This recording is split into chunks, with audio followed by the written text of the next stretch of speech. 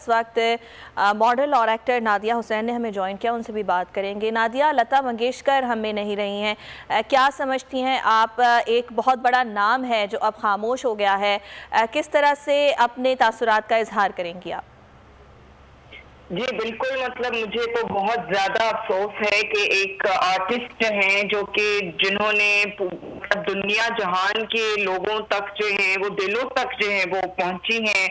और वो अब हम में नहीं रही हैं। मैं तो growing up, I mean it was literally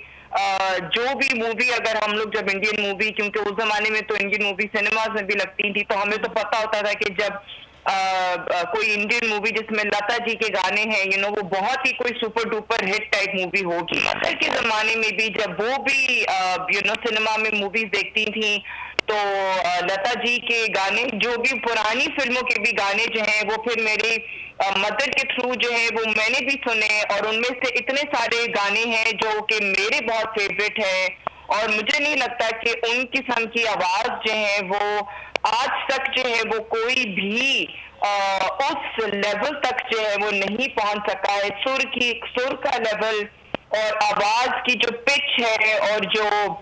harmony है उनकी आवाज में, वो आज तक नहीं शायद पहुंच। ठीक है नादिया, आजकल हम ये देखते हैं कि जब कोई शख्स बहुत ज़्यादा प्रोफेशनल होता है तो हम प्रोफेशनल जेलेसी देखते हैं, लेकिन अगर लता मंगेशकर की बात की जाए तो उन्होंने पाकिस्तान के फ़नकारों की तारीफ़ की, खुसूसी तौर पर मेहदी हसन खान साहब की बात की जाए, मैडम की बात की जाए तो उनके इंटरव्यूज़ में ये बात सामने आती है कि वो पाकिस्तान के फ़न को कितना पसंद करती थी। जी बिल्कुल, देखिए आई मीन अब से बहुत अरसे पहले तक जो है वो सब कॉन्टिनेंट के जो जितने भी आर्टिस्ट थे वो एक दूसरे को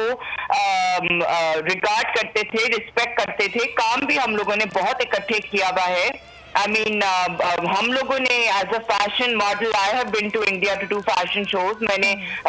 इंडिया में जाके शूट्स भी किए हैं। हमारे इंडियन स्टार्स और इंडियन डिजाइनर्स, इंडियन मॉडल्स कितने आए हैं, सिंगर्स भी गए हैं, मूवीज भी लोग करने गए हैं, मतलब इतना कुछ जो है वो कल्चरल एक्सचेंज होता है। तो अब जो है वो ये हम लोग बिल्कुल नहीं कह सकते कि जी हम एक दूसरे के आर्टिस्ट को अप्रिशिएट नहीं करते हैं, हम हमेशा से करते आए हैं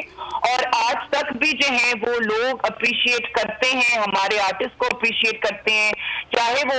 राहत फतेह अली हो या आतिफ असलम हो या even like the likes of the younger stars like including Asim Azhar वगैरह। वो अब मतलब के इंडियंस जो है वो बहुत रिगार्ड करते हैं और मतलब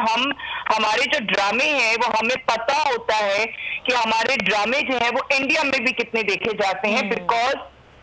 यूट्यूब के ऊपर और हमारे अपने पर्सनल मैसेज करते हैं कि जी हम इंडिया से हैं और हम आपके बहुत बड़े फैन हैं। तो ऐसा नहीं है कि लोग अप्रिशिएट नहीं करते हैं आर्टिस्ट को, डेफिनेटली अप्रिशिएट करते हैं, लेकिन अब तो ये जो इश्यूज है ये पॉलिटिकल इश्यूज हैं जिसकी वजह से